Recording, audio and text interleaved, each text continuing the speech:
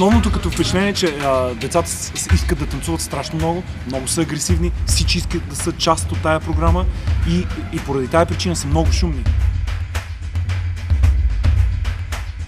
Това е второто училище, което днес ще направим изпит на деца. Наистина не знам какво да очаквам. Бяхме тук преди 2-3 седмици, говорихме с директорките. Те са доста ентусиазирани и искат да направят нещо подобно като нашата програма.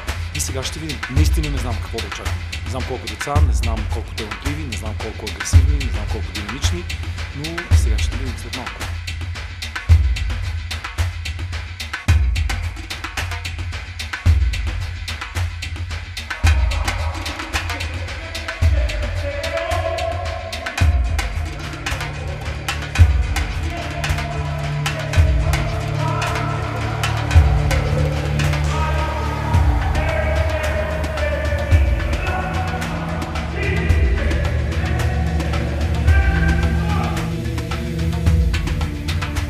Току-що завършихме изпита в българска школа. Имахме около 60 деца от 3, 4, 5 и 6 клас.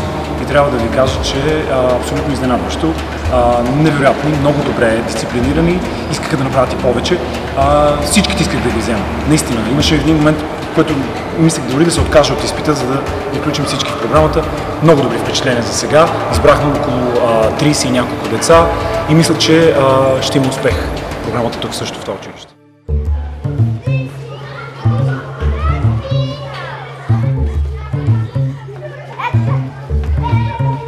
Ами ето отново сме днес в 144-то училище, правим кастинг, поредния кастинг за третото ни училище. Интересното тук е, че училището има хореографски паралелки и всички деца танцуват. Така че това е предизвикателство за мен. Да видя какво ще ми изненада.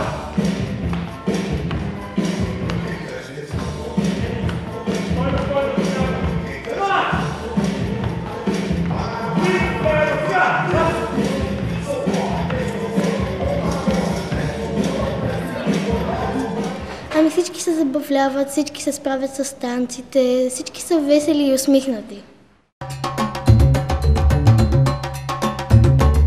Здравейте отново! Това е последното училище, в което правим кастинг. В Хаджи Димитър сме, в квартал Хаджи Димитър, 95-то основно училище.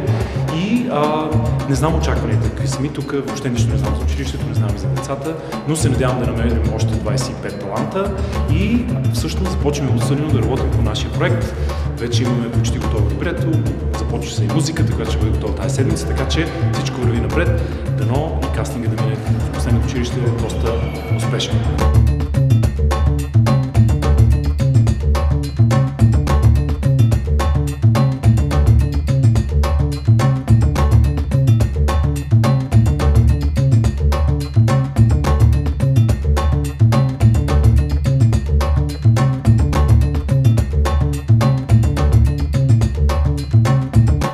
Харесвам танците и винаги много съм искал да танцувам от малък и това.